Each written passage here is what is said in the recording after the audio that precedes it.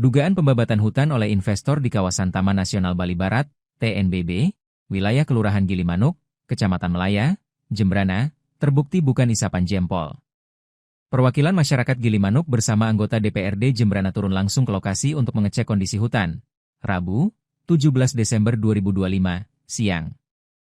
Hasil peninjauan di lapangan menunjukkan, sebagian kawasan hutan memang telah gundul.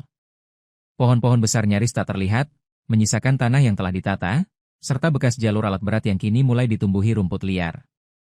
Berdasarkan pantauan Tribun Bali, dari jalur nasional Jalan Raya Denpasar Gilimanuk, lokasi hutan yang diduga dibabat dapat dicapai dalam waktu sekitar 5-10 menit, atau berjarak kurang lebih 100 meter dari jalan utama.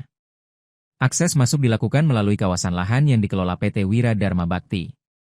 Di tepi jalan raya, terpampang papan informasi berukuran besar yang menyebutkan kawasan tersebut sebagai wisata minat khusus yang dikelola dan dikembangkan oleh PT Wira Dharma Bakti berdasarkan Surat Keputusan Perizinan Berusaha Pemanfaatan Hutan, PBPH. Nomor 280122003582100019 tertanggal 7 Agustus 2023. Pada papan itu juga tertera larangan memasuki, menduduki, memanfaatkan, menebang, merambah, berburu satwa liar, membakar hutan, serta membuka lahan di dalam areal tersebut. Namun, fakta di lapangan justru memperlihatkan adanya aktivitas pembukaan lahan. Perwakilan masyarakat Gilimanuk, IGD Bangun Nusantara, menunjuk langsung bekas jalur alat berat yang diduga digunakan dalam proses pembabatan hutan. Ini jelas salah satu bekas jalur buldoser. Yang masih ada pohonnya itu batasnya. Ini sesuai dengan yang terlihat di Google Maps, dan itu tidak bisa bohong kecuali direkayasa kembali, ujar Bangun di lokasi. Ia mengungkapkan, pembabatan hutan diduga telah berlangsung sejak akhir tahun lalu hingga sekitar April 2025, dimulai dari area dekat jalan raya hingga masuk ke bagian tengah hutan. Informasi yang beredar di masyarakat menyebutkan, kawasan hutan Bali Barat kini diduga dikuasai sedikitnya 5 hingga 6 investor, dengan luasan pengelolaan mencapai puluhan hingga ratusan hektar. Bahkan, satu investor disebut mengelola lahan antara 30 hingga 250 hektar. Bangun menegaskan penolakan masyarakat terhadap investasi apapun di kawasan hutan Bali Barat yang selama ini menjadi paru-paru Pulau Bali. Menurutnya, luas hutan kini disebut tinggal sekitar 20%, sehingga kondisinya sangat mengkhawatirkan. Kami tidak ingin ada investasi di hutan Bali Barat. Hutan ini sudah kecil, dan kalau dibiarkan, bisa memicu warga lain ikut merambah. Nanti orang akan bertanya, kenapa investor boleh masuk, sementara masyarakat disuruh menjaga hutan, tegasnya.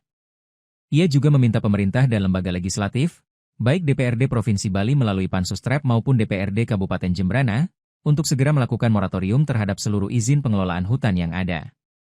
Kami tidak ingin menunggu sampai terjadi bencana dulu baru izin dicabut.